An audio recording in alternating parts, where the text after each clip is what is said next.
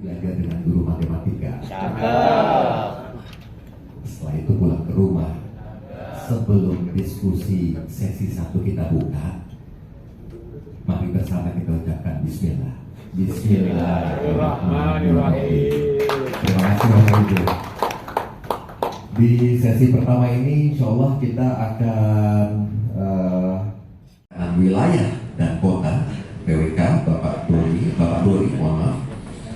Dan terakhir aspek ekonomi, yaitu Bapak Ibu ini semuanya tiga-tiganya juga senior saya, jadi mungkin lebih cocok saya panggil ini abang mungkin atau bang. Kepada yang terhormat, kami undang untuk hadir dalam sesi 1 ini Bang Beki Mardani, Pak Sudarto, Bang Dori dan juga Pak Ikhwan untuk dapat hadir bersama-sama saya di depan. Pembicara kita di sesi pertama ini.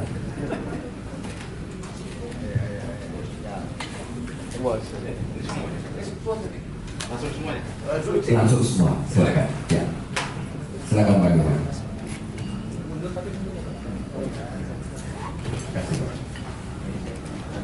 Kami belajar. Ini mohon maaf karena waktu kita terbatas, saya nggak mau nyalain waktu, namun saya harus menyesuaikan dengan waktu, sehingga mohon maaf Bapak Ibu, Bapak-bapak, mohon maaf nggak ada ibu di depan sini, abang-abang semua, saya slotkan atau saya alokasikan antara 10 sampai 15 menit. Syukur-syukur insya Allah masih ada waktu untuk saya usahakan atau kita usahakan ada Q&A, tanya jawab, sehingga nanti bisa mengalir di sesi pertama ini. Kesempatan pertama untuk narasumber Bang Beki diwakilkan oleh Bang Imo yang akan menjadi narasumber pertama. Selanjutnya dilanjutkan oleh Pak Yopi Septiadi. Ya, mudah-mudahan bisa diterima slot waktu yang cukup terbatas ini 10 sampai 15 menit. Saya persilakan kepada Bang Imo terlebih dahulu. Silakan. Terima kasih Pak Fauzan. Izinkan saya Bapak Ibu semua mulai dengan sebuah pantun. Bismillah awalnya kata, Ar-Rahman Ar-Rahim turut serta. Karena izin Allah kita bersua, bersilaturahim bertatap muka. Sekuntum bunga di taman diambil satu buat pajangan. Assalamualaikum abang kau sekalian, semoga pertemuan ini mendapatkan keberkahan. Mohon maaf, saya mewakili Ketua Umum Lembaga Kebudayaan Betawi. Kebetulan beliau dadakan dipanggil ke Balai Kota. Bapak Ibu sekalian saya hormati, ini ngajar berenang nih, ada abang saya atau Bang Indra di situ, Bang Zarudin, bang-bang yang lain. Mungkin ini sharing aja ya, apa data-data kami yang kami punya tentang budaya Betawi di kota Jakarta ini. Betawi ini tidak dibatasi dengan administrasi, dia berada di Jakarta, Bekasi, Depok, Tangerang. Di sini slide-nya Bang Beki ngasih judulnya Reinkarnasi Kampung Betawi. Silakan Pak, next kedua. Ini foto anak Betawi pulang mengaji tahun 1910.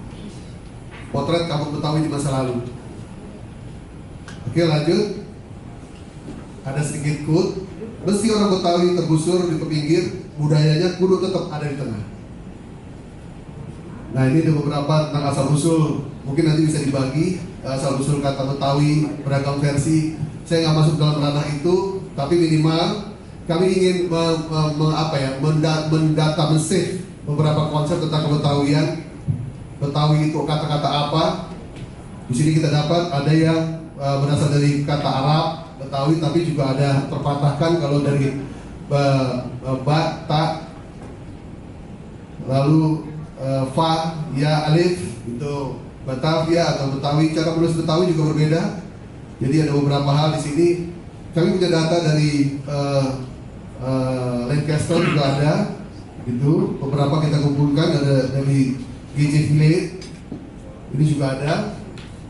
Minimal saya ingin menyampaikan bahwa asal-usul kampung Betawi ini cukup panjang. Betawi beberapa layer-layer sudah ada dari tahun mungkin dari 5 sebelum Masehi, tapi nyambung di era 1500, nyambung di 1700, nyambung di 1800 gitu. Mungkin saya ingin perkenalkan diri dari saya. Saya Betawi, bapak saya Menteng, ibu saya Kemang, Bangka. Menteng, kampung bapak saya itu di era tahun 1927 pembangunan kota perumahan Menteng, kami tergusur. Ada sebagian bergeser ke Setiabudi, sebagian bergeser ke Menteng Atas, sebagian bergeser kalau saya namanya Menteng Sukabumi di ujung sudut. Apa yang kami kerjakan setelah era 1927, kakek saya itu jawara yang megang bioskop Gumbira. Jadi tahun 1954 kejadian-kejadian tentang pembakaran peta dan segala macam, kakek saya kebetulan ditokohkan di daerah situ. Kebetulan juga itu ada masjid di Tangkuban Perahu. Dulu semua pergerakan sholat masjidnya di sebelah situ. Jadi memang kami anak Betawi untuk mapping teritorial, kami lebih memahami cerita karena kami lebih dahulu mendapatkan informasi-informasi. Nah, daerah di sini pun ini daerah Merkur, ini masuk daerah Mampang, Kuningan, sudah bergeser juga. Sebagian ada yang ke Ranco, sebagian dibagi berputar ke beberapa lokasi. Pembangunan Kuningan. Saya tidak masuk dalam sejarah kerajaan Salangkanegara dan juga kerajaan Tarumanegara, ini cukup panjang. Tahun 1673, ini sumber dari Kastel 1969. Suku bangsa pada tahun 1673 itu 2.750 orang Eropa. Lalu Cina termasuk peranakan itu berada di angka 2.747. Manjiker itu ada di 5.362.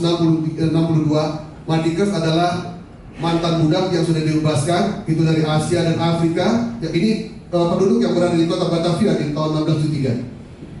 Lanjut kelompok Jawa termasuk Sunda itu berada di angka 6.339. Bali itu berada di 981.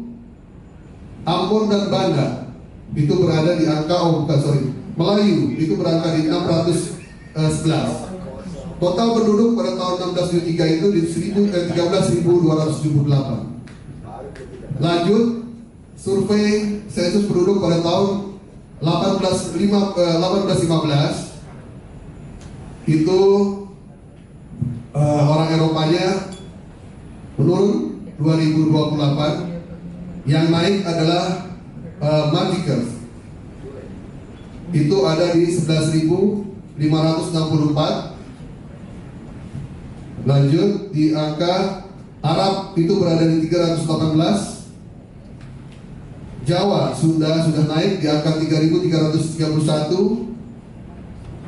Bali, Sumbawa di 232 dan 82.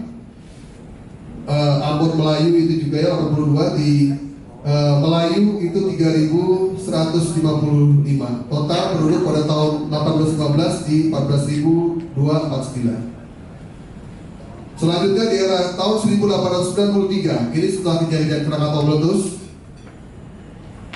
orang Eropa bertambah karena di era ini kami punya data kota Batavia sudah ada poster dan sudah dijual di Eropa.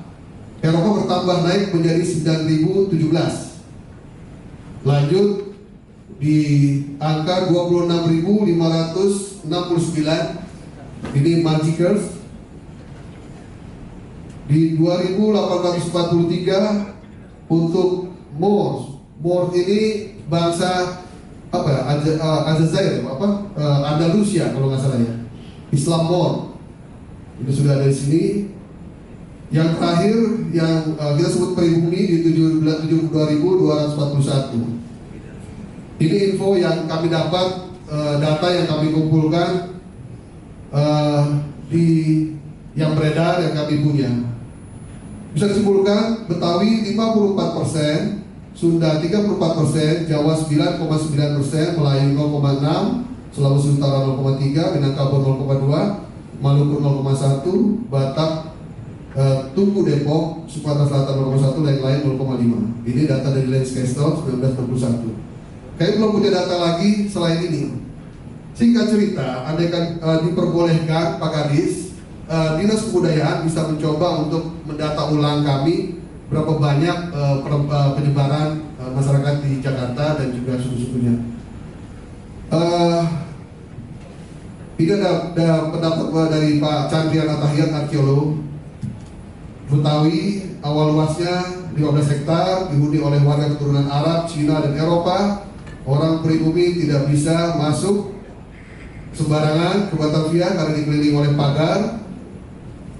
Penggusuran berlangsung sejak era Muhammad Husin Tamrin, sudah berjalan memang. Di 1930 Pak Tamrin ada, itu tadi saya ceritakan, kampung bapak saya tergusur menjadi perumahan elit Menteng. Kita lanjut lagi. 1960 banyak kampung Betawi dibongkar, salah satunya kampung Pecandraan di Senayan. Ya, Pecandraan luas, cukup luas, itu bisa sekitar 50 hektar. Itu sudah kampung-kampung sudah bergeser, beralih ke daerah Tebet sampai Grogol juga. Yang sekarang menjadi perkampungan di Jakarta dapat dikatakan musnah pada tahun 1966. Gubernur yang menjabat pada saat itu berambisi menjadikan Jakarta sebagai kota besar. Pemerintah pun menggusur perkampungan Betawi untuk merealisasikan pembangunan kota. Lanjut, kita melakukan survei di tahun 2000 dan 2010. Survei tahun 2000 dan 2010 diolah kembali dari Suryarinata 2023 dan BPS 2010 data ini. Penduduk Jakarta terdiisi oleh suku bangsa Jawa 345.034 52 orang.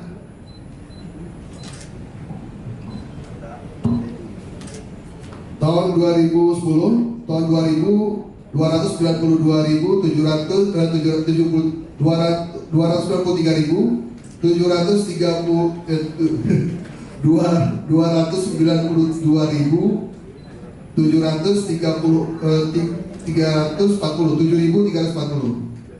Betawi 220.722 tahun 2010. Di tahun 2000 230.1.587. Sisanya saya tidak menyebutkan dulu ya. Ini memang secara teknis karena waktu. Lanjut, sifat dan ciri budaya Betawi. Kami mempunyai nilai-nilai karakter pribadi orang Betawi. Pertama, populis, dinamis, beradab, jenaka, adaptif, egaliter, religius, harmonis, demokratis, realistis, kosmopolit, assimilated. Ini yang kita rangkumkan sikap-sikap orang Betawi yang berada ini sebenarnya sama dengan sikap-sikap penduduk di sebuah kota besar. Profesor Dr. Yasmin Sahab mempunyai pendapat, walau secara demografis orang Betawi menduduki posisi kedua di Jakarta setelah suku Jawa, kebudayaan dominan di Jakarta adalah kebudayaan Betawi dan bukan kebudayaan Jawa. Beberapa hasil penelitian menunjukkan bahwa banyak orang bukan Betawi di Jakarta mengakui dirinya sebagai orang Betawi. Ya, jadi poin utama bagi kita adalah, Bapak Ibu sekalian, kita harus sepakat yang tinggal di kota Jakarta ini harus berkomitmen menjadi orang Betawi. Seperti halnya kita berada di Bandung, akhirnya kita juga berbahasa Sunda. Seperti halnya kita di Jogja, akhirnya kita berbahasa Jawa. Sedikit informasi tentang Betawi cukup menarik adalah orang yang tinggal di Pulau Jawa yang tidak bisa berbahasa Sunda dan tidak bisa berbahasa Jawa, itulah kami. Tadi sekilas cukup menarik tadi yang video tadi. Ada tokoh dari Tanah Abang, tadi Bang Jumala kalau nggak salah, logatnya beliau itu logatnya kemana? Singkat cerita, balik lagi Pak Kadis izin banget, kami meminta dan memohon, kami dibuatkan balai bahasa Pak Kadis. Kami ini korban, makanya kenapa sikap-sikap saudara-saudara saya Betawi itu sedikit emosional terhadap budaya dan segala macam. Kami selalu tersisihkan. Sekian lama balai bahasa di daerah itu ada, Sampai sekarang di kami tidak ada. Padahal, tapi Allah adil. Bahasa Betawi termasuk bahasa populer di Indonesia karena hadir melalui sinetron, hadir melalui produk-produk infotainment dan infotainment yang utama menghibur. Gitu. Walaupun sinetron-sinetron itu menceritakan sisi-sisi yang menurut kami tidak seperti itu. Tidak semua orang Betawi berbahasa terlalu kasar dan nyablak. Kami pun juga berkeinginan terinformasikan bahwa ada juga orang Betawi yang intelek, yang memiliki pendidikan tinggi, dan juga mempunyai pemikiran yang maju.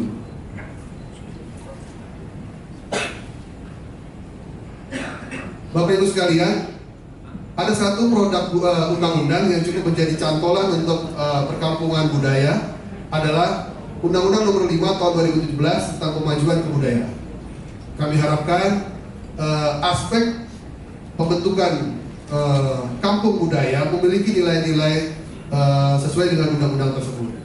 Kami harapkan produk budaya bukan menjadi investasi atau menjadi rumpun di Kesra.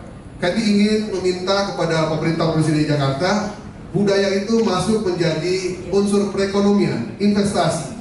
Saya cukup belajar lama di Bali dengan Pak Cukerda. Kemarin itu disampaikan sebagian mereka pun mencontoh perda dari DKI Jakarta. Kami hadir di 2019, di 2020 penguatan tentang kampung desa adat mereka buat. Nah, kami pada dasarnya hanya terkendala adalah goodwill dari pemerintah. Itu yang paling utama dari kami. Kalau jadi keunggulan wilayah tersebut, produk-produk budaya akan menyesuaikan setelah stimulus diberikan pemerintah kepada desa adat. Saya cukup lama, ada 1448 desa adat yang di sana. Karena diberikan stimulus oleh pemerintah daerah, akhirnya mereka membuat produk tanggung jawabnya. Makanya agama Hindu Bali berbeda dengan India. Itu clear. Kami membuat tulisan. Makanya pada tahun itu kami mendorong Pemprov DKI untuk pergub tentang 8 ikon budaya Betawi. Saya rasa cukup dari saya, Pak Fadlan. Terima kasih. Billahi taufiq wal hidayah. Assalamualaikum warahmatullahi wabarakatuh. Waalaikumsalam warahmatullahi wabarakatuh. Luar biasa tepuk tangan buat Mbak Adi mewakili Bang Piki. Boleh sekali lagi Pak, tepuk tangannya ini luar biasa. Datanya tersaji dengan sangat simple namun tegas dan jelas di sana. Ada beberapa hal di penutup yang ini bisa menjadi underline atau sangat-sangat penting. Tidak saja kampung budaya itu bisa terwujud sebagai bagian dari Kesra kesejahteraan rakyat, tapi juga sebagai unsur yang memperkuat perekonomian masyarakat. Saya berlanjut kepada narasumber berikutnya, Dr. Yopi Septiadi. Kami persilakan. Mohon maaf sekali lagi 10-15 menit, Dokter. Ya, terima kasih. Semoga Pak. Amin. Bismillahirrahmanirrahim. Saya tadi yang buat saya bingung itu saya nyiapin pantun apa gitu ya.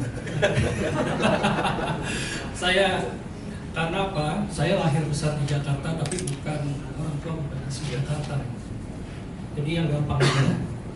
Kucing kurus mandi di papan. Di papan kayu jati. Mari kita urus kebudayaan dengan sepenuh hati. Juga aman. Baik, menyingkat waktu, saya mengikuti judul sesuai dengan yang di banner belakang saya ini, Kampung Budaya dan Pola Kemitraan. Lanjut Pak, slide berikutnya. Nah, tiba-tiba saya berubah menjadi kampung adat di judulnya. Di banner Kampung Budaya, tiba-tiba saya berubah jadi kampung adat karena di undangannya ditulis judulnya Kampung Adat. Nah, kita bahas nih. Kita bahas.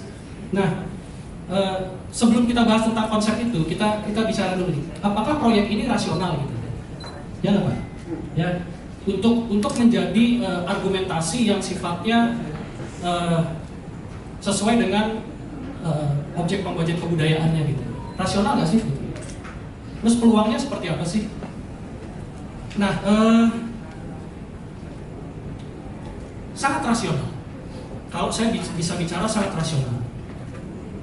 Jadi kenapa proyek ini menjadi saya katakan sangat rasional? Karena meskipun Jakarta sebagai ibu kota negara yang sangat sibuk, namun masyarakatnya masih berpedoman kepada kebudayaan.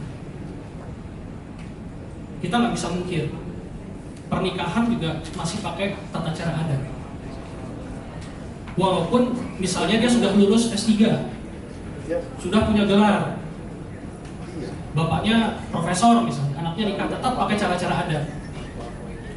Bahkan berapa tahun yang lalu ya?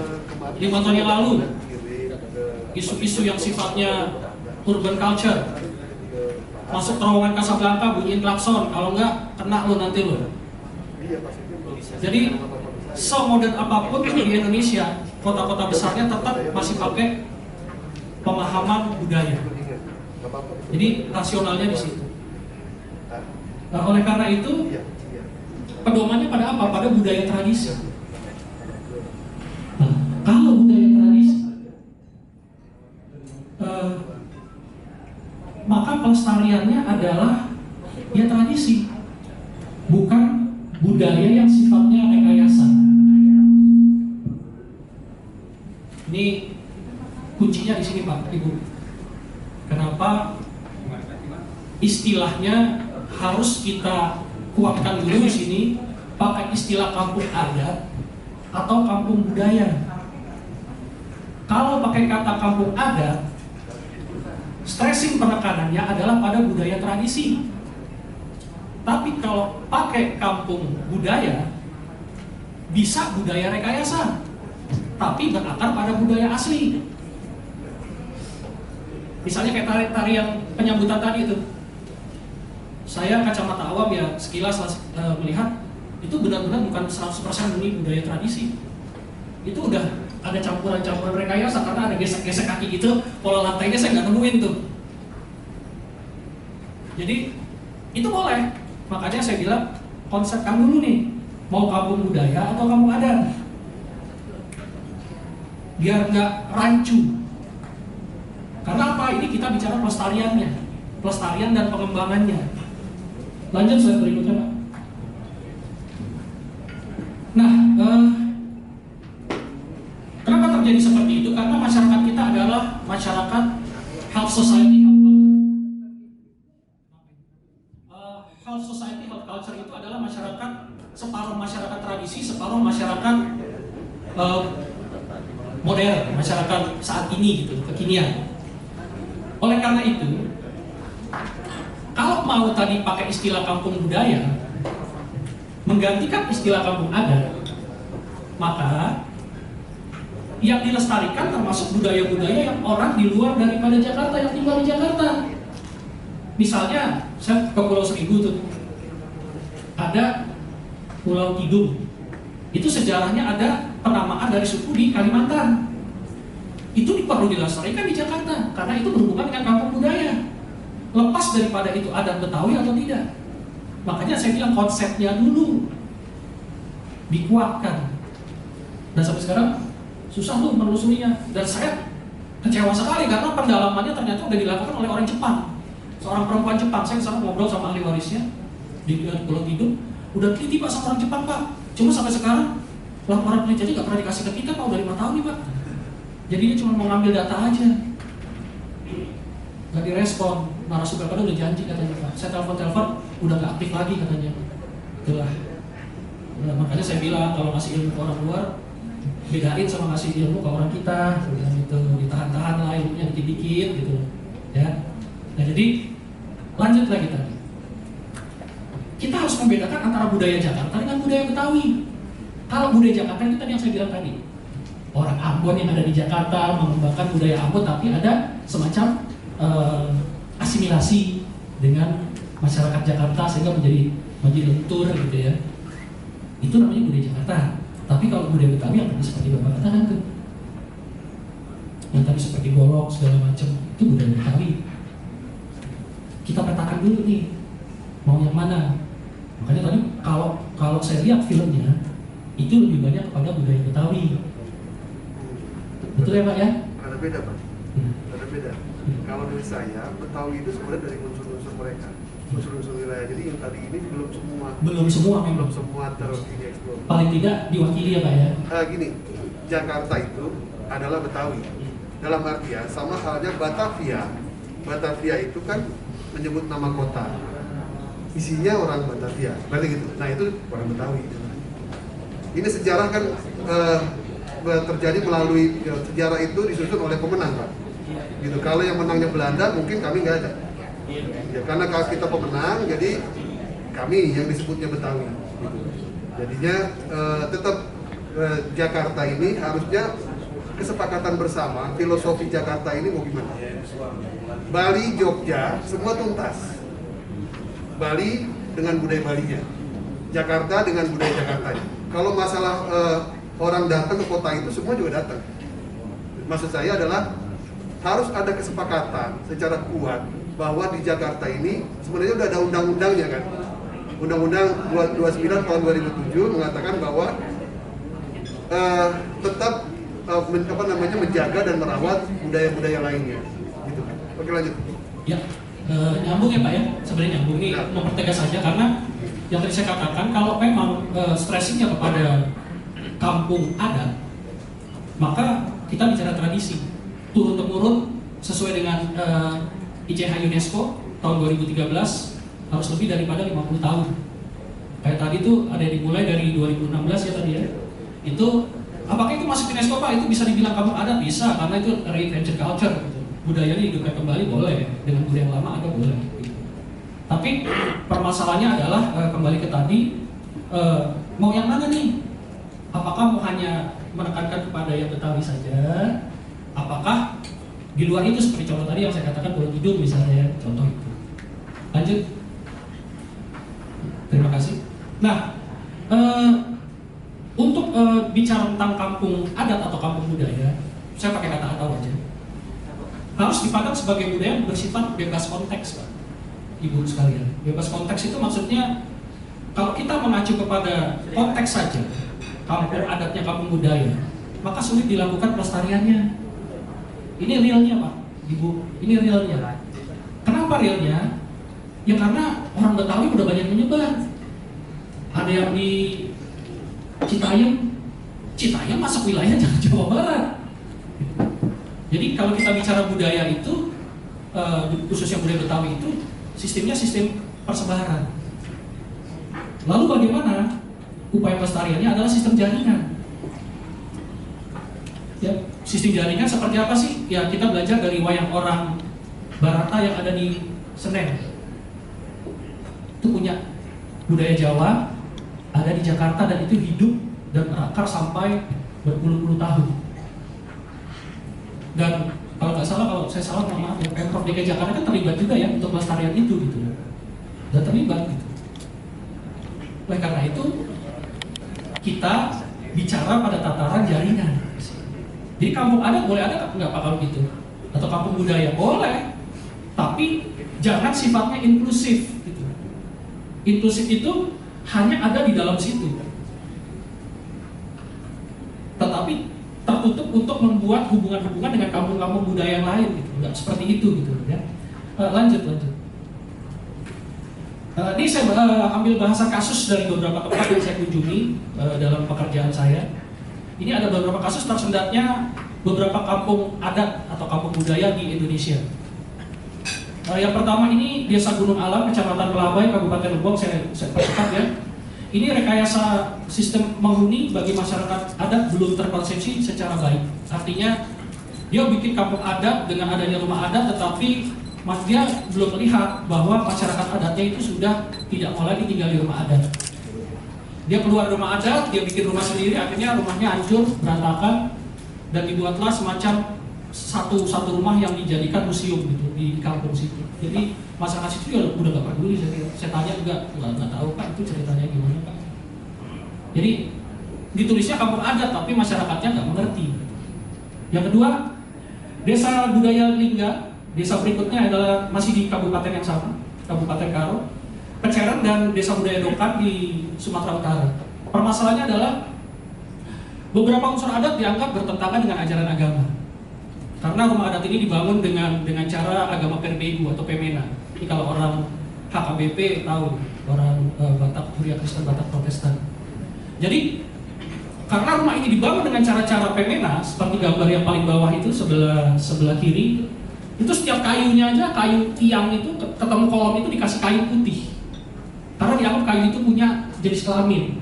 Jadi kelamin itu nggak boleh nempel, ada rohnya itu nggak boleh nempel. Kalau nempel itu bisa chaos. Jadi itu dibilang itu kafir. Kayak tadi tuh saya nonton tuh sempat tuh mau silat dikasih bunga-bunga itu. Ini sebenarnya nggak masalah buat orang budaya gitu. Tapi kan kalau kita lihat ke unsur yang lain, wah ini ada apa nih gitu. Kalau saya orang budaya saya bisa memahami gitu. Bahkan saya ya mohon maaf walaupun saya muslim gitu ya, saya kalau ke suku Dayak ya ditawarin tuak ya oke lah gitu. Jadi nggak masalah gitu, karena saya orang budaya gitu. Ya ntar biar Tuhan yang tahu lah menghitung saya gitu, berapa dosa saya gitu. Nah jadi berikutnya adalah tidak adanya aturan ketat mengenai penggunaan lahan. Jadi semau-maunya aja orang bikin, karena di situ ada kampung adat, kampung budaya, turis datang dibikin boleh mar. Datang Mart, ini lawannya Alfamart. Alfa, dia datang Mart. Ada lagi Nesia Mart, lawannya Indomart. Biar lengkap Indonesia. Dia bikin semua, akhirnya banyak menjamur di situ. Sehingga apa, masyarakat sudah modern yang tadinya mau untuk makan aja dia harus bercocok tanam ke kebun. Ya sekarang tinggal ke Alfamart, Indomart, di laut, segala macam makanan kalian selesai.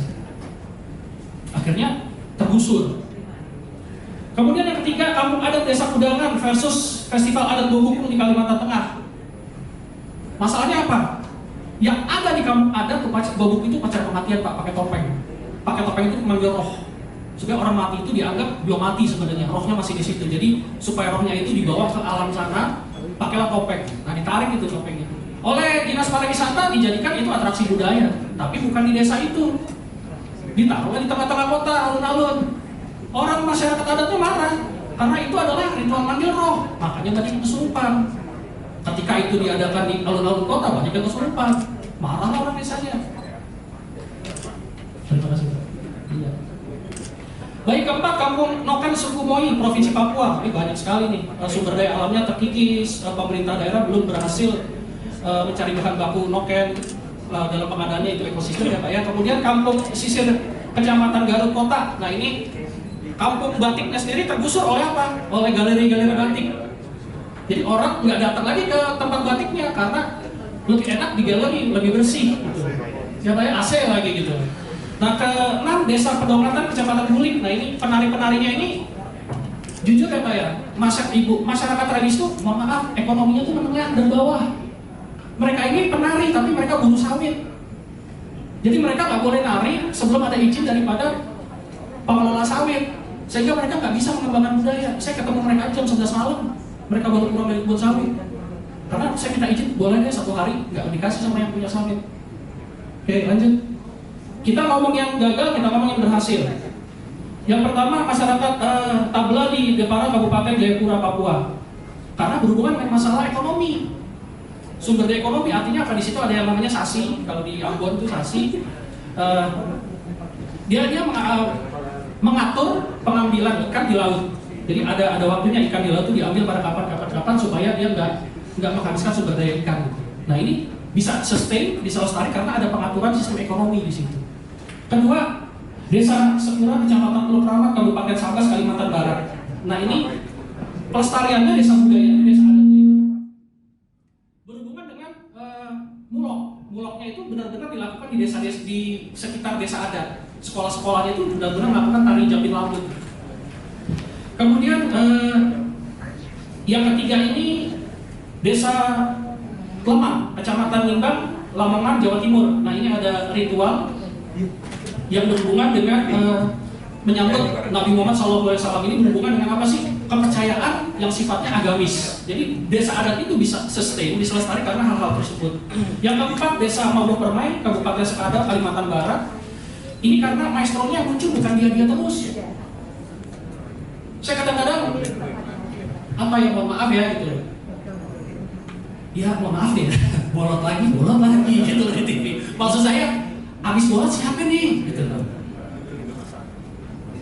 Gitu loh, abis bolot siapa sih? Gitu. Ya malih lagi gitu. Ya saya bukan nggak sedang sama bolos sama malih, ini mohon maaf sebelumnya gitu. Regenerasinya harus ada gitu. Ini kalau di desa adat ini paling enggak ada diturunkan, mau itu saudaranya, keluarganya, maupun tetangga gitu. Lanjut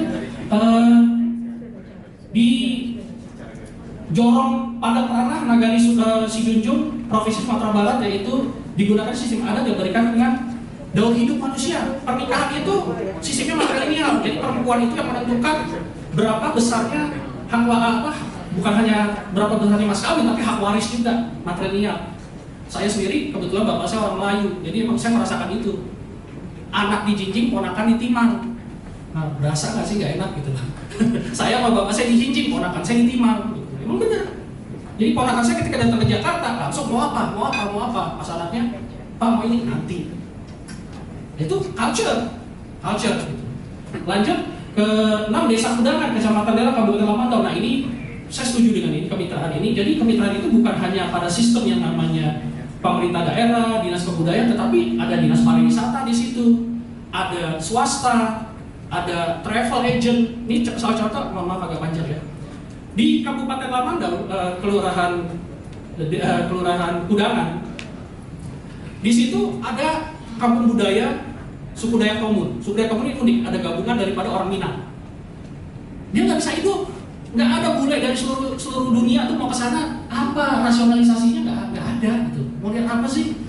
Cuma rumah adat, mohon maaf lagi. Rumah adat suku Dayak kan pernak-pernik tampilannya nggak semegah Minangkabau, nggak semegah Toba atau Karo gitu ya.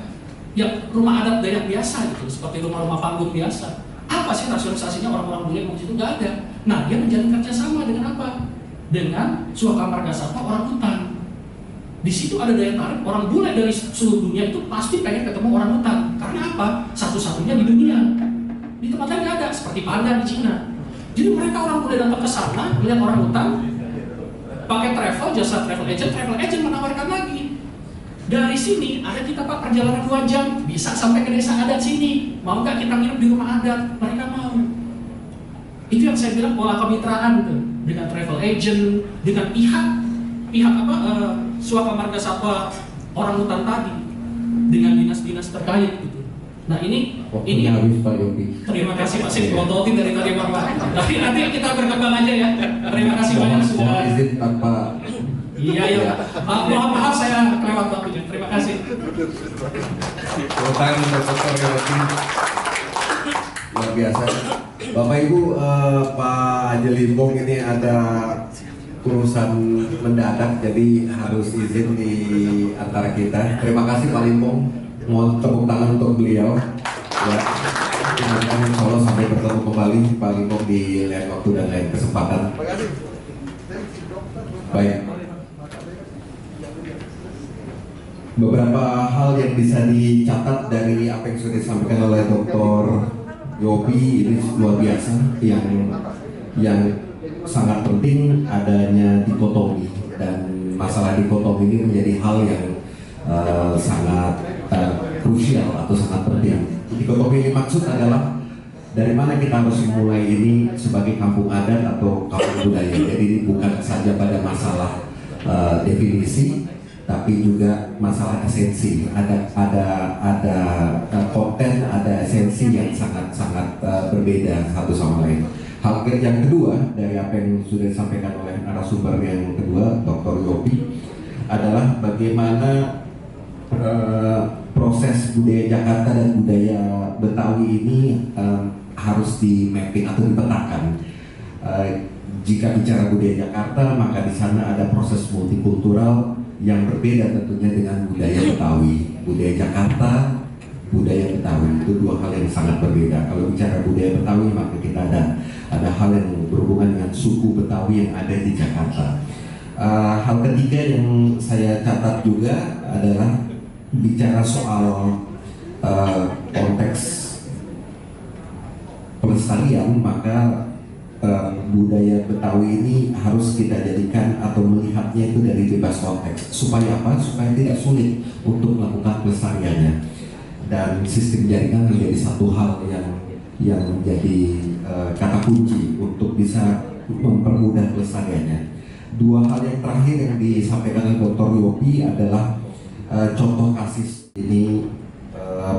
Sehari-hari menjadi dosen Vkom di Universitas Tarumanegara dan doktor ilmu komunikasi yang menyelesaikan magister sainsnya di manajemen komunikasi politik Universitas Indonesia. Namun believe it or not, percaya boleh, tidak percaya juga boleh, Dr. Sudarto ini mengawali S1-nya dari jurusan teknik geodesi di ITB. Begitu ya, Dok? Luar biasa di luar biasa. Dari teknik geodesi, kemudian kompol, komunikasi politik ini yang paling laku loh 2 tahun ke depan ini, bahkan 3 tahun ke depan ya, Dok ya. Setelah komunikasi politik, S2-nya, S3-nya dokter ilmu komunikasi dari UNTAR. Kita berikan tepuk tangan dan waktunya untuk menyampaikan Dr. Sudarto. Kami persilakan.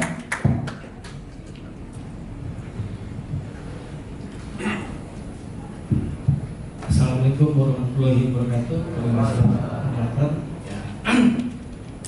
Maaf saya nggak bisa pantun ya. Jadi Bapak Ibu, saya langsung aja. Ini kajian terberat ya yang dilakukan saya secara pengalaman saya. Jadi kampung budaya Betawi itu semakin dipelajari semakin sulit ya.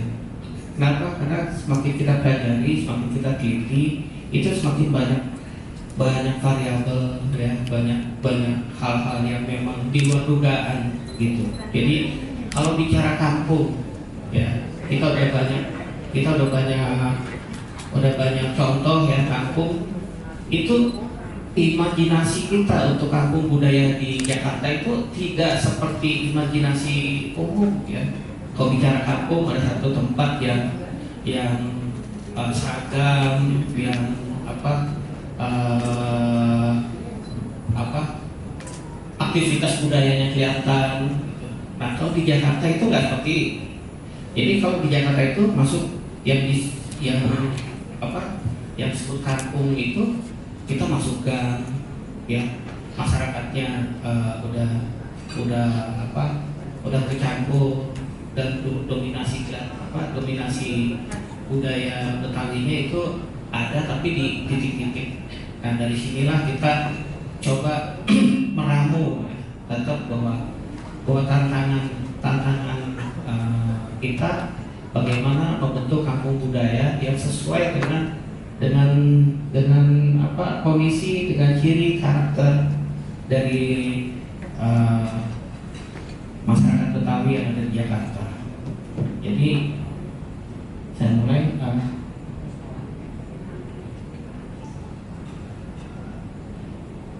Next.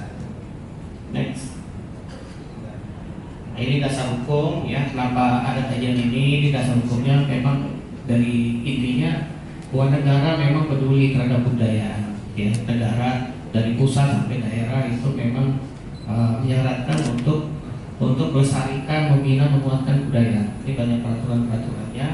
Next. Ini konten budaya lewat aja. Nah ini pembentukan kampung budaya itu tentu punya tujuan ya. Tujuannya itu intinya untuk membentuk identitas budaya lokal ya, yaitu budaya Betawi Jakarta. Next. Nah ini Bapak Ibu yang sulit itu ketika kita mendefinisikan kampung budaya. Kenapa kita perlu definisi? Karena definisi ini salah satu proses seleksi ya dalam implementasi. Ketika banyak orang mengajukan apa itu kampung budaya, perlu ada seleksi. Apakah satu RT kemudian membuat kampung mengusulkan bisa kita terima gitu. Kemudian dari hasil survei kita betapa sulit merumuskan kampung budaya, tapi ini ada satu pendekatan yang di sini nanti kami minta masukan ya.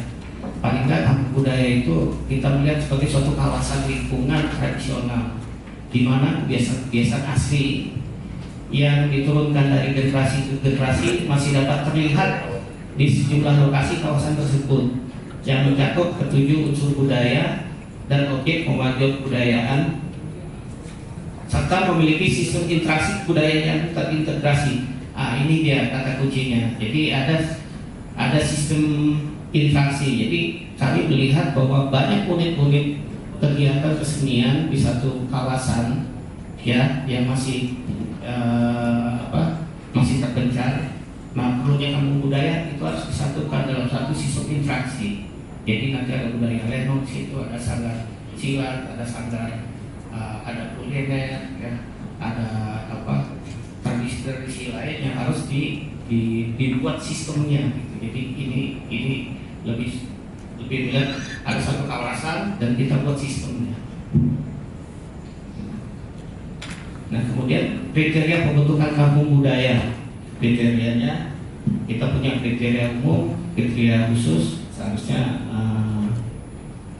ini kriteria khusus. Jadi yang pertama itu harus ada kegiatan tradisi yang masih berlangsung di situ. Ya, jadi kalau di situ masih ada, kita anggap di situ potensi untuk kampung budaya. Kemudian yang kedua ada komunitasnya. Gitu, kalau ada tradisi tapi tidak ada pegiatnya, itu nggak akan bertahan lama. Jadi kami lihat bahwa kalau ada komunitasnya kita akomodasi. Kemudian ada pemimpinnya di situ, ya ada tokohnya yang memang masih menurunkan nilai-nilai kebudayaan di situ. Kemudian adanya lokasi kegiatan yang ada fisik, kegiatan permanen maupun temporer. Nah, ini tetap aja walaupun dengan keterbatasan, ya tetap ada tempat mungkin kayak sanggar, musola, masjid, ya pekarangan rumah, itu tempat kegiatan aktivitas itu. Ini yang kita survei kemarin dan yang memenuhi ini kita rekomendasikan sebagai kampung budaya. Kemudian indikator, ini indikatornya, indikator ini udah kita udah dibuat juga sama teman-teman studi, sebenarnya udah dibuat scoring ya. Jadi kemarin itu ada scoring dari beberapa wilayah potensi kampung budaya. Nah, itu dua skor tertinggi itu kita survei. Nah, kemudian hasil surveinya nanti disampaikan oleh tim selanjutnya, teman saya. Nah, tata kelola kami merekomendasikan kampung budaya itu berbentuknya badan hukum. Ya, kenapa badan hukum? Supaya dia itu bisa mandiri, bisa membuat kerjasama, melakukan kontrak dengan pihak-pihak lain. Kalau dia bukan badan hukum, dia tidak bisa melakukan kerjasama. Gitu. Jadi badan hukum ini yang perlu nanti masukkan, apakah bentuknya yayasan, apakah bentuknya perkumpulan, perhimpunan, gitu. Tapi intinya dia harus badan hukum, ya supaya bisa bekerja sama. Kemudian berada di tingkat kelurahan. Kenapa berada di tingkat kelurahan? Ini supaya pembinaannya lebih mudah. Ya, memang ada masalah di sini, misalnya wilayah Condet, ya. Condet itu ada 2 kelurahan. Ada 2 kelurahan kampung budayanya itu yang dominan di situ, ya. Kita pilih salah satu atau kita ambil keduanya. Gitu. Ya, kemudian keterlibatan pemerintah di kelembagaan ini sebagai ex officio, ya, Dewan untuk lurah sebagai dewan penasehat, ya, untuk dinas budayaan, ya dia sebagai pembina, sebagai anggaran, fasilitas, izin. Kemudian satu dinas dia juga sebagai penasehat, pembina, ya. Jadi itu strukturnya. Intinya struktur dari kampung budaya ini karena tadi sistem, ya, sistem itu diwujudkan dalam bentuk nanti lembaga, ya. Lembaga itu yang dia itu dikelola oleh masyarakat sendiri tapi dibina oleh pemerintah. Nah, tata kelola kegiatannya itu yang pertama kampung budaya harus memiliki agenda rutin gitu. Jadi itu agenda rutin bisa bulanan, tahunan, hari-hari besar. Kemudian ada peningkatan kapasitas sumber daya. Jadi ini tugas dari pemerintah nanti menjalankan workshop, menjadi fasilitator. Kemudian di situ juga dibentuk pada sistem interaksi informasi dan komunikasi, ya, dan memiliki platform digital.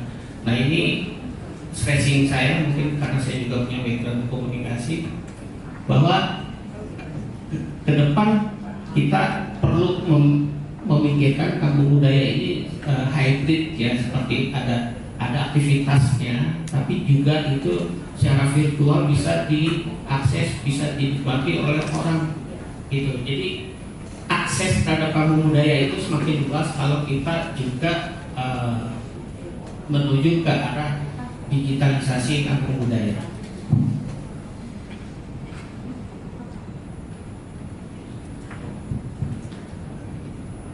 Nah, di sini hubungan kampung budaya dengan para stakeholder, ya. Yang pertama dengan industri. Dengan industri ini di sini peran dari pemerintah harus bisa tadi kalau konsep intervensi, ya. Jadi bagaimana industri bisa mendukung kampung budaya, misalnya dengan CSR atau misalnya di Indomaret, ya, UMKM, ya, UMKM, ya, untuk kuliner dan kegiatan-kegiatan perkantoran yang melibatkan budaya bisa mengundang budaya-budaya Betawi yang ada di Jakarta. Kemudian pada tahap komunitas akan dilakukan kolaborasi. Jadi itu yang tadi juga dibilang oleh Pak Yopi, jangan tertutup gitu. Jadi harus terbuka, ya. Jadi harus punya kemampuan kolaborasi. Kemudian dengan perguruan tinggi ini satu kesempatan Bapak Ibu bahwa perguruan tinggi di kurikulum baru sekarang itu mengedepankan yang namanya PPKM, Merdeka Kampus Belajar, ya, dan mereka punya banyak kegiatan di luar, dan ini bisa peluang, ya, untuk magang, untuk desa binaan, kampung binaan, karena banyak sekali kampus di Jakarta. Kebayang kalau satu unit kegiatan saja itu dibina oleh satu kampus, ya, itu mungkin akan bertambah besar. Jadi ini dipertimbangkan keterlibatan kampus dalam pengembangan budaya. Kemudian di instansi lain itu juga macam-macam, misalnya mungkinkah kurikulum ekstrakurikuler di Jakarta itu diwajibkan silat misalnya. Salah satunya ada silat gitu. Kalau salah satunya ada punya silat di kurikulum, itu kebayang betapa banyak tenaga pelatih yang dibutuhkan. Akhirnya itu jadi sumber, jadi tenaga kerja. Ya, ini perlu didiskusikan di tingkat lebih tinggi mungkin, ya, di antar instansi. Next. Jadi rekomendasi pengembangan kampung budaya.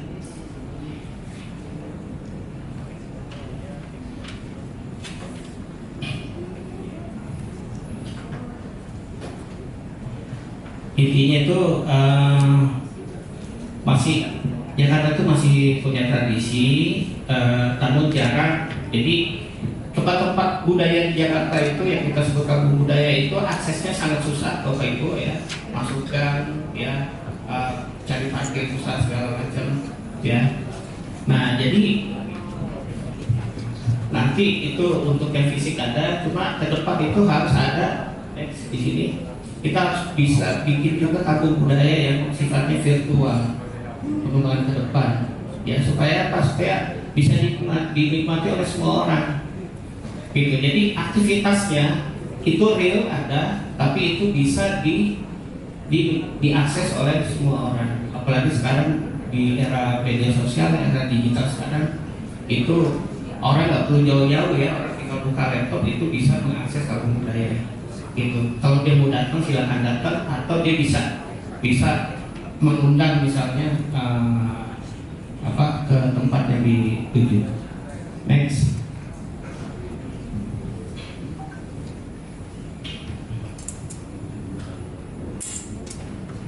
Ya ini tadi udah ya.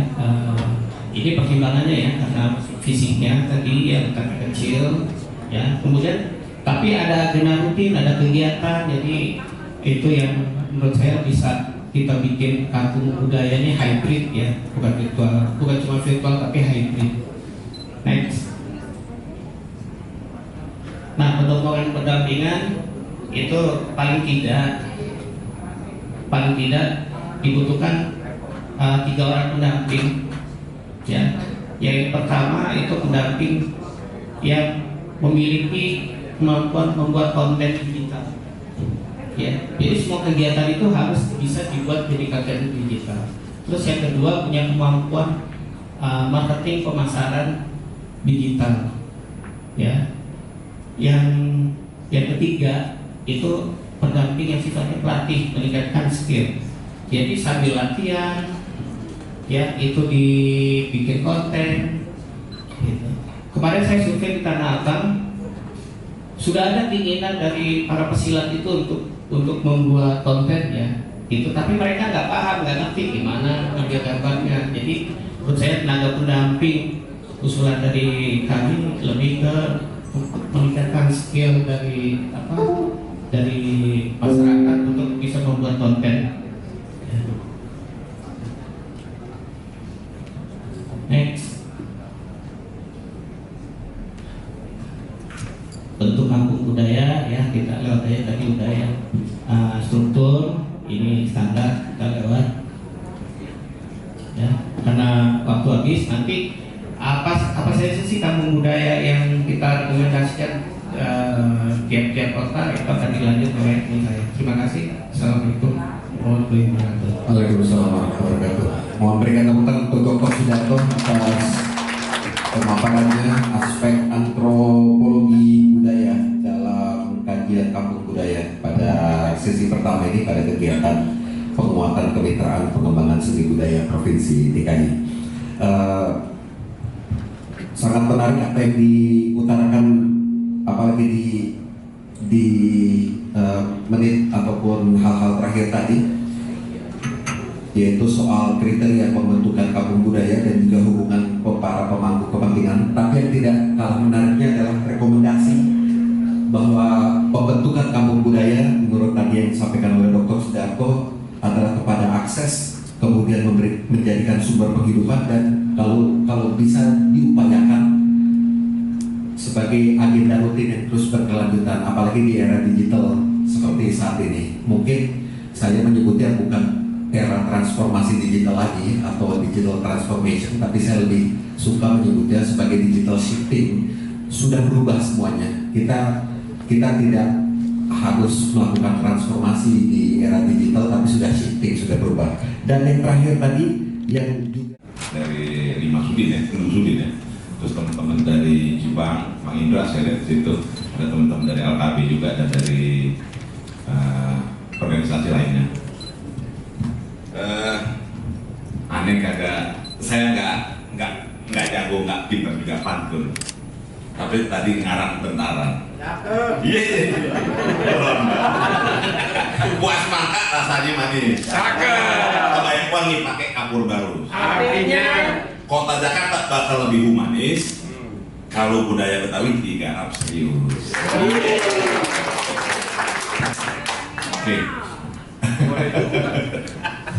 Oke, makasih. Saya melanjutkan dari yang Pak Anto ya.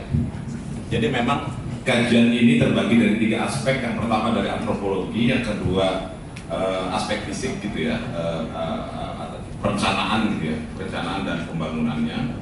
Yang ketiga adalah aspek ekonomi gitu ya. Jadi memang 3 aspek itu yang itu alat teropong kita gitu ya, yang kemudian nanti menghasilkan sebuah rekomendasi kepada pihak disebut kampung budaya kayak apaan yang bakalan didampingin gitu ya. Nah, saya berulang kali bilang ke berbagai pihak bahwa stakeholder utama yang bertanggung jawab untuk melestarikan dan memajukan kebudayaan adalah pemerintah, baik dari pemerintah pusat maupun pemerintah daerah sampai paling level bawah. Stakeholder kedua barulah kemudian masyarakat, sekalipun itu masyarakat adat atau pegiatnya. Tadi Pak Yopi ngasih tahu kegagalan. Udah segitunya dibungkus kampung adat di beberapa daerah, dia apa istilahnya ada masalah berkurang atau bahkan pudar lantaran apa? Ini hari zaman modern, urusan ujung-ujungnya perut, ekonomi. Orang akan memilih ngapain gua ngelonin adat tapi kagak makan, gitu kan? Akhirnya tertarik lebih pada kegiatan-kegiatan lain yang berujung pada perekonomian. Nah, kemampuan-kemampuan itu secara individu bahkan oleh masyarakat adat itu punya potensi untuk hilang. Nah, maka ujungnya adalah pemerintah, stakeholder yang paling utama untuk memajukan dan melestarikan sebuah kebudayaan. Nah, kalau sekarang kita bicaranya Betawi di Jakarta, tentunya nggak salah kalau kemudian masyarakat Betawi meminta kepada bahkan kalau perlu memohon, mungkin meminta, menuntut bahkan maksud saya kepada pemerintah daerah, pemerintah provinsi, bahwa memang pelestarian dan kemajuan kebudayaan yang pertama kali harus diurus adalah kebudayaan Betawi dalam multikultur yang ada di Jakarta ini. Kenapa? Sebagai kearifan lokal. Nah, pemerintah tentunya yang paling berdaya dari segi regulasi, dari segi duit, dari segi pasukan. Mereka kan sistem pemerintah itu. Pak Iwan hari ini kadis, tapi bisa jadi beliau nanti udah bukan kadis di sini, atau bahkan mungkin kelak jadi gubernur, entah di Jakarta atau di provinsi lain misalkan. Pak Kabit Arif hari ini kabit, bisa jadi besok udah bukan lagi jadi kadis. Bukan. Artinya pemerintah ini adalah sebuah sistem yang bisa konsisten memelihara dan memajukan budaya tanpa melihat orangnya siapa. Tapi kalau pelaku masyarakat adat itu ada individunya juga. Mereka ujung-ujungnya adalah, wah gue lapar nggak bisa duit, dulu deh gue ngurusin kebudayaan, gue kerja dulu. Ujung-ujungnya begitu. Belum lagi gempuran budaya milenial, budaya internasional, budaya modern. Jadi memang pemerintah yang paling utama. Oke. Balik lagi ke sini. Tolong dong. Lanjut. Enggak, yang awal itu dong. Nah, ini. Oke. Nah, jadi kami mensurvei di sejumlah wilayah, sejumlah titik. Ya. Tadi Pak Anto sudah jelaskan. Ada scoring, ada proses. Intinya ini prosesnya ya, proses dalam perjalanan ini sejumlah sudin 5 dari 6 wilayah merekomendasikan sejumlah kawasan kampung atau kantung budaya.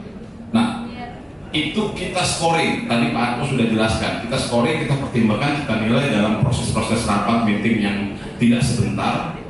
Walhasil melahirkan tiap untuk project pilot project. Untuk pilot project dipilih satu tiap wilayah.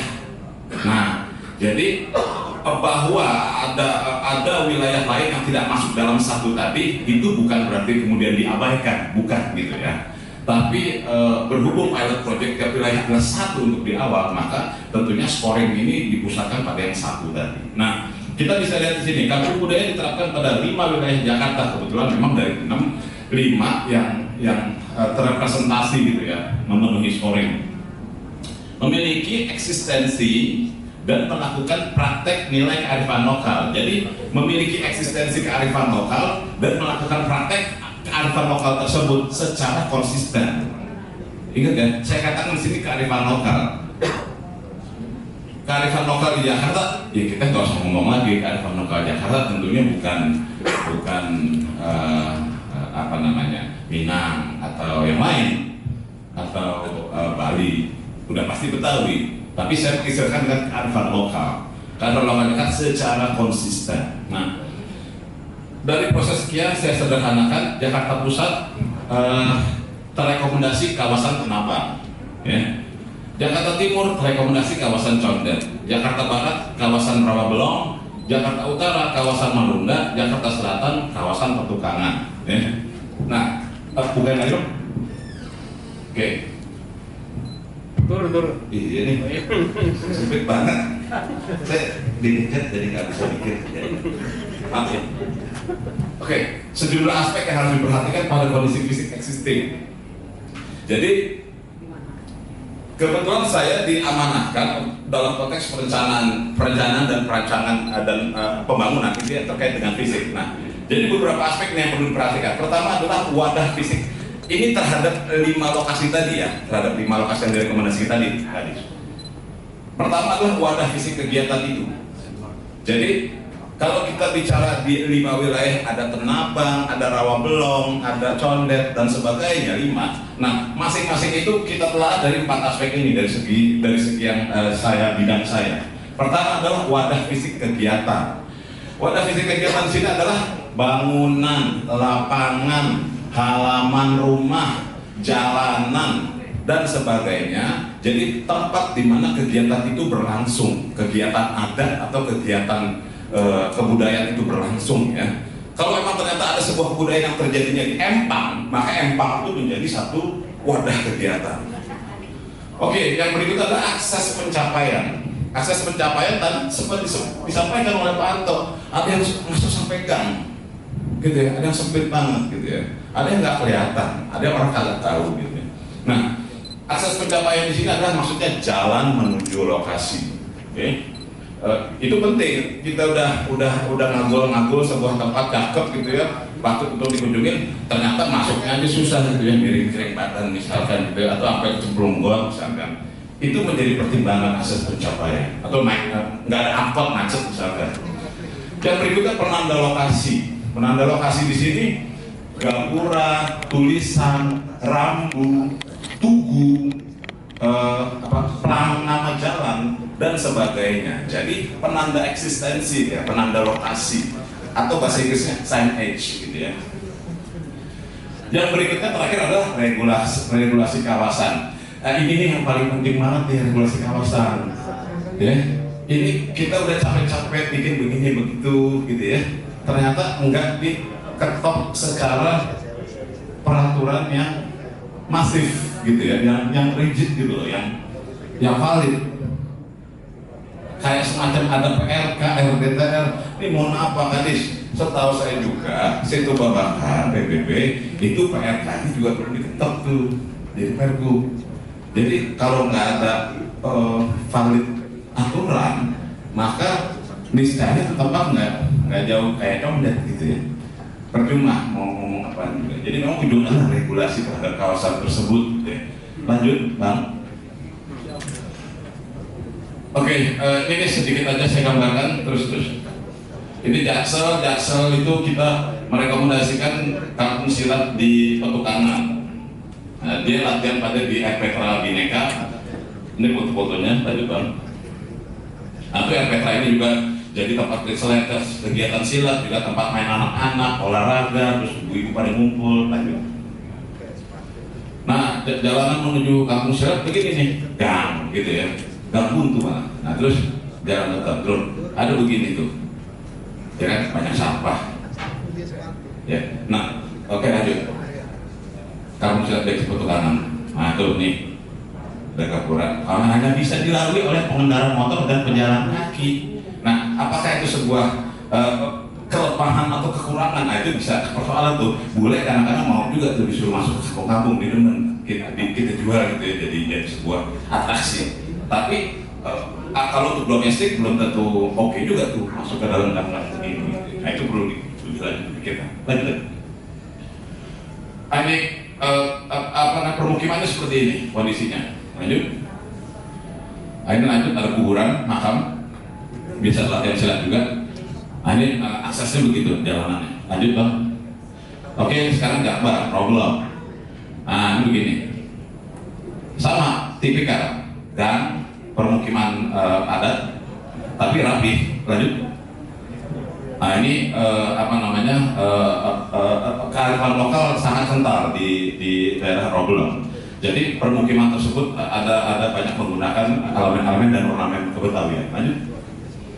Sekarang rumah Marunda. Oke, Marunda kita survei, ada beberapa titik, dia ada kampung Erpetra, ada rumah Pitung, kemudian ada masjid Alam. Lanjut. Nah, ini kan kebetulan udah ada wisata pesisir, ya kan? Lanjut. Ini Erpetranya, Erpetra ke Puspujung. Nah, ini rumah Pitung, ya kan? Sampingnya rawa. Lanjut, tuh, begini kondisinya rumah Pitung. Lanjut, terus, nah ini perapat mandi di dalam. Nah, kita udah pada tahu. Nah, masjid Al-Alam, ini masih Marunda nih, ya kan? Tuh, ada masjid tahun 1000 berapa gitu, saya lupa. 1400 belum lama deh. Nah tuh, tiap kolomnya asli, segala macam. Lanjut. Nah ini lanjut, jadi ada kearifan lokal yang bersifat religi. Terus masih Marunda, terus sekarang Jatim, Condet.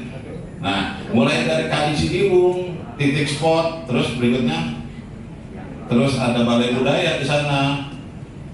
Ada sejumlah artefak juga gitu ya. Terus, nah di Condet juga ada kegiatan-kegiatan silat, ada kebun buah khas Betawi Jakarta. Terus ada rumah tua yang dirawat gitu ya, rumah asli Betawi. Terus, ini penambang, lenong dan silat yang menjadi khas di sana. Tadi udah didengerin juga kan di videonya. Nah begini kita survei, terus lanjut. Nah, oke. Jadi bagaimana tuh kita mengangkat kawasan-kawasan yang memang sudah kita incer tadi. Jadi untuk pilot project satu kawasan, satu wilayah. Dan kawasan kampung budaya menggunakan kearifan lokal yang dipraktekkan paling intensif, ya, sebagai branding yang paling intensif, yang paling menonjol. Sementara kami ini sifatnya masih bisa diperbincangkan, ya, masih bisa diperdebatkan. Kami merekomendasikan untuk kawasan Tanah Abang disebutnya Kampung Silat. Ini branding, ya, branding. Kalau Condet, Kampung Adat, gitu ya. Kalau Rawabelong, Kampung Silat, sama. Kalau Marunda, Kampung Pesisir. Kalau Petukangan, Kampung Silat. Nah, nama-nama ini atau istilah ini kami sarikan dari kegiatan yang paling intensif dan paling masif dilakukan atau yang paling menonjol di perkawasan tadi gitu ya. Tapi masih bisa dibahas lebih lanjut. Nah, pengembangan tata ruang. Jadi bagaimana kita treatmentnya, bagaimana kita intervensinya, ya. Jadi pengembangan tata ruangnya yang pertama adalah pemetaan lokasi. Jadi kalau satu kawasan tadi saya ambil misalkan Condet, ya. Condet di satu kawasan di Jakarta Timur kita tentukan. Nah, di Condet itu ada beberapa spot kegiatan yang eksis. Sama di yang lainnya juga. Nah, saya nyebutnya sebagai titik eksistensi. Jadi dalam sebuah kawasan, entah itu Condet, Penambang, Marunda, terus dan sebagainya, yang 5. Dalam satu kawasan ada beberapa titik, ya, ada beberapa titik eksistensi atau spot kebudayaan yang itu berbeda-beda. Ada titik yang melakukan silat, ada titik yang melakukan bikin dodol, ada titik yang kebun buah, ada titik yang sejarah peradaban Jakarta dimulai dari Kali Ciliwung, ada titik yang ini ada rumah tua, rumah Betawi punya engkong anu gitu ya. Jadi ada beberapa titik yang kemudian nanti akan dirangkai. Jadi gini, Bapak Ibu sekalian, kita nggak bisa, ini Jakarta, kota metropolitan, kita ngarep bikin kampung budaya, bikin satu klaster seperti Setu Babakan, yang notabene itu adalah reka cipta, ya, reka cipta. Nah kalau kita mau begitu di 5 wilayah Jakarta yang lain, mau berapa duit buat menggusur satu klaster, kemudian bikin reka cipta, sehingga metode yang bisa kita rekomendasikan adalah titik-titik eksistensi tadi, eksistensi kebudayaan di sebuah kawasan kita jahit dalam sebuah sistem yang untuk dirawat, digarap, diolah sampai dijual. Dijual dalam arti yang positif ya. Nanti saya jelaskan lebih lanjut. Yang kedua adalah revitalisasi infrastruktur, akses dan wadah fisik. Ya, berarti jelas yang tadi saya bilang, masa kita mengundang orang tamu datang tapi gotnya banyak tai got, tau kan tai got yang ngambang begitu besar gitu ya. Akhirnya perlu revitalisasi infrastruktur akses dan wadah fisik itu sendiri.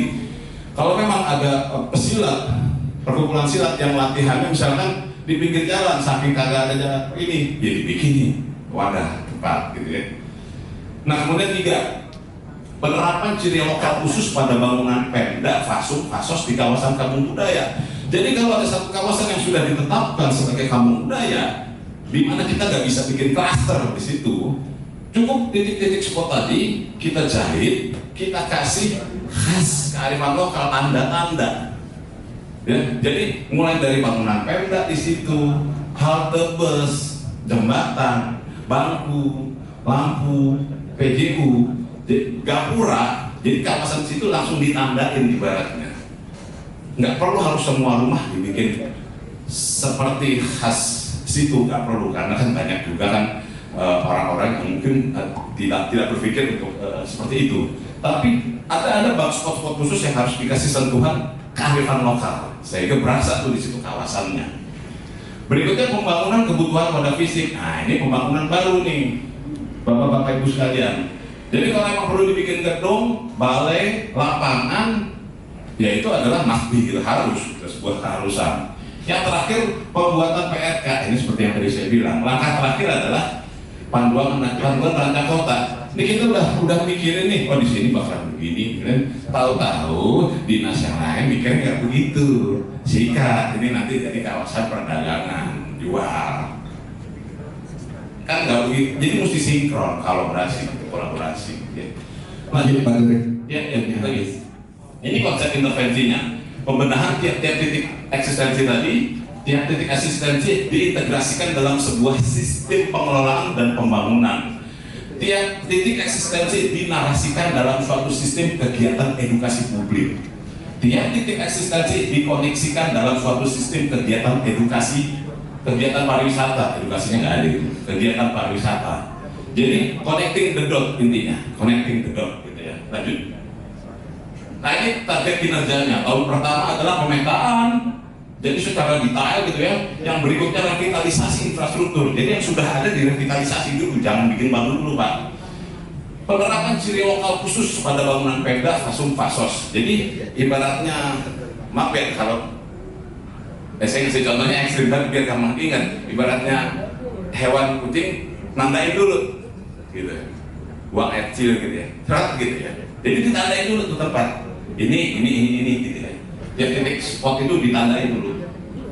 Tahun kedua pembangunan kebutuhan wadah fisik, dari pembangunan baru sifatnya, makanya di tahun kedua. Dan tahun terakhir adalah pembuatan PRK. Pembuatan PRK lama nih, soalnya ada perdebatan juga, ada kajian khususnya juga Pak Aris. Lanjut. Nah itu aspek ekonomi. Tolong tampilin yang tadi aspek pembangunan sedikit aja. Saya pengen kasih tahu apa yang disebut identitas kawasan. Lanjut. Ini makalah, bukan makalah, ini paparan saya tentang arsitektur rumah adat Betawi. Terakhir aja Bang, yang terakhir Bang. Terus. Nah, lagi atas. Nah, ini adalah satu upaya untuk menciptakan identitas kawasan dengan kearifan lokal. Kebetulan itu foto saya gitu ya. Emang saya yang diamanahkan gitu ya oleh. Jadi saya ditugaskan oleh Dinas Bina Marga untuk mengkreat sebuah identitas kawasan. Saya buatlah motif batik Betawi di dinding lift yang segede alaihum gitu ya, segede sebesar ini, tingginya 16 meter, lebarnya 5,5 meter gitu ya. Nah seperti ini. Nah ini kan identitas kawasan seperti ini. Terus di Barang, di JPO, terus kemudian paling atas itu motif batik ini juga ornamen sopi-sopi yang ada di underpass. Kemudian di halte itu kasih sentuhan motif di Barang juga. Jadi intinya penandaan sebuah kawasan, kita nggak perlu repot-repot menciptakan sebuah klaster ya untuk kampung budaya, tapi cukup kita connecting the dot, diterapkan sebuah sistem di situ ya. Kurang lebih seperti itu Bapak dan Ibu sekalian. Makasih. Assalamualaikum warahmatullahi wabarakatuh. Salam, terima kasih. PRK sebagai timeline dari pekerjaan ini. Terakhir kita berikan kesempatan kepada Bapak Dr. Ikhwan Hamzah, M. Ikhwan Hamzah, yang hari-hari belakangan ini juga sebagai pengajar di UIN Hidayatullah Jakarta, Putat ya Pak ya. Ya. Bang Ikhwan akan menyampaikan hal-hal di seputar aspek ekonomi dalam kegiatan penguatan kemitraan pengembangan seni budaya Provinsi DKI Jakarta. Silakan Bang Ikhwan. Saya pantun boleh dulu nggak?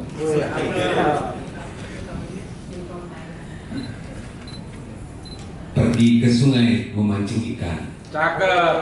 Ikan kecil, ikan awarna.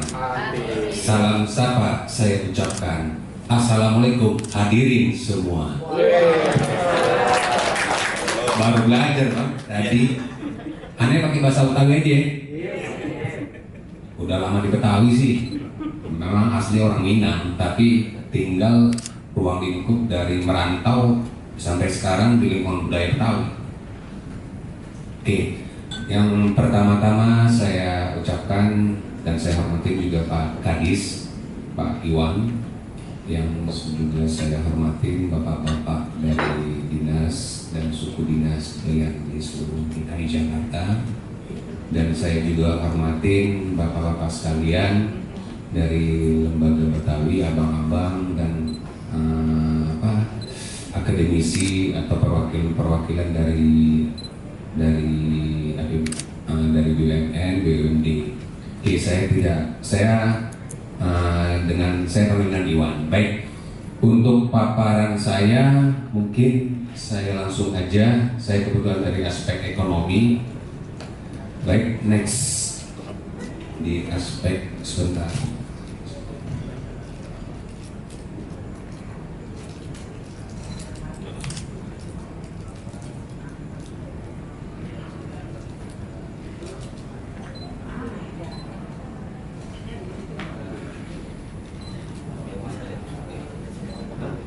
Sini aja Pak. Hah? Jangan kebentaran dulu. Oke, baik. Kalau bicara tentang tadi dari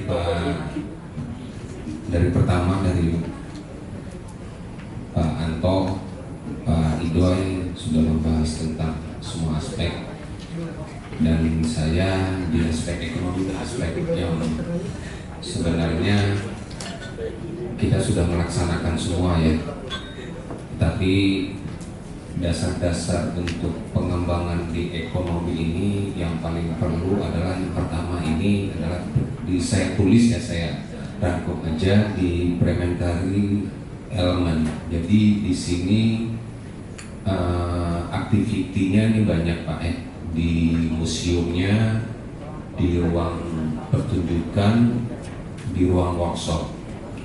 Ya, itu mungkin menjadi daya tarik.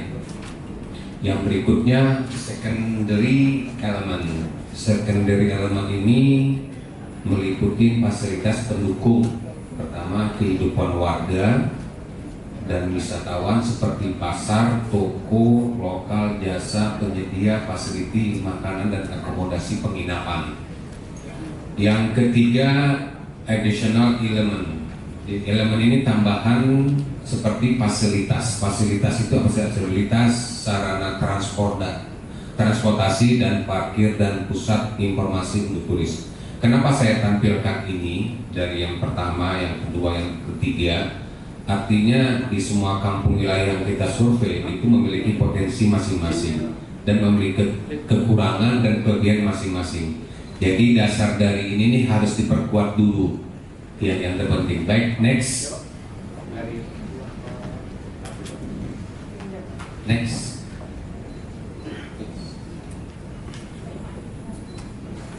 Oke, baik.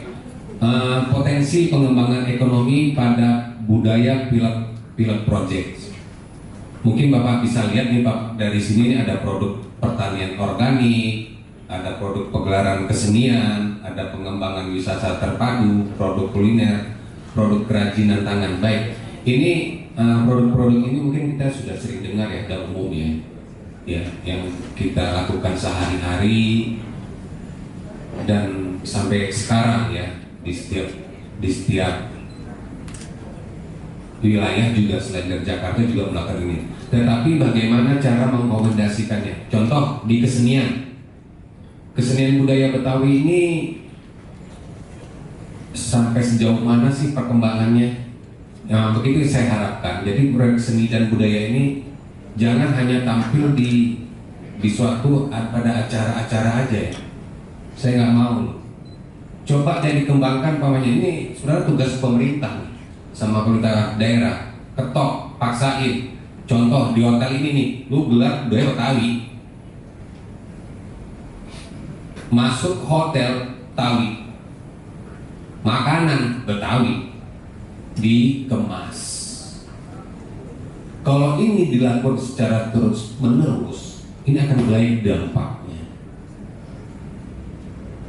Kita satu contoh itu aja dulu deh, nggak usah panjang-panjang kemana-mana. Tetapi dasarnya harus kuat. Pemerintah dan berbendera harus turun tangan, buat peraturan gubernurnya yang kuat. Kalau perlu nggak dijalankan, segel, tutup. Tapi kita mau pengembangan budaya seni. Kalau nggak diri tokoh masyarakat, pemerintah atau orang sekitarnya nggak mau, ya repot Pak. Kita buat apapun bentuknya. Baik, next. Oke, arah kegiatan pengembangan ekonomi pelaku seni budaya. Baik. Dari satu sisi pemerintah harus melihat aspek sosial. Mungkin kita sudah bicara aspek sosial tentang masyarakat ya. Masyarakat tuh harus care terhadap budaya yang dia tempat tinggal, harus membaur. Yang kedua nih, ini paling penting nih bagi saya nih, tadi regulasi. Tuh, regulasi harus. Ya kita juga FGD kemarin dengan dari Bali dan Jogja, di situ yang saya kutip ya, pemerintahnya sendiri turun tangan. Jadi tidak sekali hilang, jangan terus-menerus sustainable. Ya artinya bukan kasih duit aja ya, enggak harus.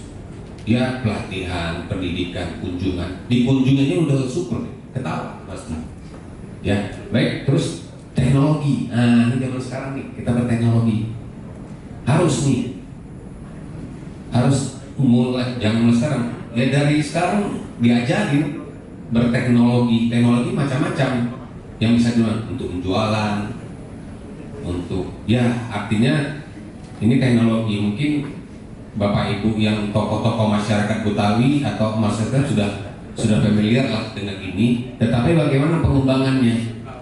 Bisa kita buat apa ini? Ini paling penting, teknologi. Oke, potensi kegiatan pengembangan ekonomi pelaku kampung budaya adalah mengarahkan ekonomi digital. Digital dan pemerintah berbasis budaya ya, yang dapat disesuaikan dengan kebutuhan dan keinginan dalam kampung budaya itu sendiri dengan seiring perkembangan dan era penjualan pemasaran produk dan jasa melalui dunia e-commerce. Di sini sudah masuk semua ini, Pak. Tadi dari paparan-paparan sudah masuk. Dunia e-commerce itu macam-macam. Ini kita pelajaran jadi cara menjual, cara publikasi, digital online, ini semua di sini. Ini harus mau nggak mau harus. Bagaimana? Ya tadi mungkin di kampung budaya tersebut, kantong-kantong perusahaan tersebut ada lembaga yang menaungi mereka. Salah satu contohnya mungkin ada berikutnya stakeholder. Pemerintah tadi kata Bang Indo, ini pemerintah ini ujung tombaknya. Bukan memberi dana, yang memberi perhatian, memberi surat keputusan atau peraturan. Oh nanti kalau dibuat itu ketat itu uang datang sendiri aja nanti. Nggak usah ngadapin pemerintah, nggak usah. Dengan kerjasama itu udah cukup. Baik, next. Oke, ini saya tidak baca lagi, ini ya kegiatan program dari 10 OPK yang ada di Betawi. ini mungkin juga sudah dilaksanakan sehari-hari dalam kehidupan sehari-hari ya, kayak manuskrip, tradisi lisan, adat istiadat, ritus, pengetahuan tradisional, teknologi tradisional, seni, bahasa, permainan rakyat, olahraga tradisional dan jaga budaya. Hal-hal ini sering dilakukan. Ya, tetapi yang saya ingatkan tadi adalah kegiatan-kegiatan seni harus berkesinambungan. Ajak mitra, pola mitranya siapa sih yang mau digandeng? Itu yang paling penting. Jadi bisa menghidupkan rakyat setempat, khususnya orang Betawi. Dan ingat, selalu harus ada orang Betawi di dalam tersebut atau lembaga tersebut. Ajak tokoh-tokoh masyarakat, anak-anak muda yang mau. Oke. Baik, ini sumber pendanaan, ini udah jelas. Mungkin juga ada peraturan dari pemerintah atau dari daerah yang membuat aturan-aturan pendanaan. Mungkin saya tidak bahas. Oke, next. Terima kasih dari saya, hanya itu dari segi pola kemitraan yang harus dijalankan, terutama yang saya sering pingin itu pemerintah itu memang ada peraturan yang ketat, yang kuat untuk delegasi ini untuk kerjasama pola kemitraan. Mereka ujung tombaknya. Jadi dari pemerintah sudah mengatakan A, yang B itu ngikut aja. Baik, terima kasih. Assalamualaikum warahmatullahi wabarakatuh. Waalaikumsalam warahmatullahi wabarakatuh. Tepuk tangan Pak Ikhwan. Terima kasih banyak atas paparannya. Ini akan menjadi pelengkap dari 3 aspek tadi yang sudah disampaikan oleh Pak Sudarto, Pak Dori dan juga Pak Ikhwan sendiri dari aspek ekonomi, Pak Dori dari aspek antropologi budaya, dan Pak Darto dari antropologi budaya, dan Pak Dori dari perencanaan wilayah dan kota. Memang bottom line, mudah-mudahan saya tidak salah menangkapnya. Ada beberapa hal yang sudah disajikan oleh Pak Dori. Dan terakhir Pak Ikhwan juga mengatakan terus saja ada 3 elemen yang harus dipertimbangkan untuk melihat bahwa aspek ekonomi menjadi satu hal yang akan dipertimbangkan, mulai dari primary element, secondary element, dan additional element. Potensinya ini harus melihat ada banyak hal dari masukan yang disampaikan oleh Pak Ikhwan, mulai dari pertanian organik, kemudian juga pagelaran kesenian, wisata terpadu dan kuliner. Merujuk ke awal Pak Darto, ini lebih hal yang paling utama sebenarnya tadi yang sudah disampaikan oleh Pak Darto, bahwa ada saya lebih ke titik akhir atau kesimpulan akhir yang disampaikan oleh Pak Darto, walaupun paparannya sangat menarik dan karena waktu juga tidak memungkinkan. 3 hal yang menjadi pendamping itu jadi syarat mutlak nantinya pada proses dari pendekatan aspek-aspek antropologi budaya. 3 pendamping dalam pembentukan. Siapa saja 3 pendamping atau orang yang memiliki keahlian khusus ini, orang-orang yang sekarang harus melihat bahwa dia memiliki kemampuan untuk membuat konten secara digital, kemudian juga dia bisa membagi pengalaman atau pengetahuannya dari sisi marketing digital atau digital marketing, dan terakhir juga tentunya seni dan budaya. 3 pendekatan ini yang dilakukan oleh 3 tenaga ahli sebagai pembicara ini juga sudah dilengkapi oleh 2 narasumber di awal, yaitu Bang Imbo dan juga Bang Yopi atau Dr. Yopi tadi. Kita akan masuk pada sesi break, namun tanpa mengurangi rasa hormat. Masih ada waktu? Oh, masih ada waktu. Sebelum kita break Isoma, ada 2 penanya diberikan kepada Bapak Ibu, kepada siapapun 4 pembicara yang ada di depan ini. Jika ingin memberikan pertanyaan, tolong sebutkan nama. 1. Saya ke Ibu itu, mohon maaf ya Pak. Silakan Bu.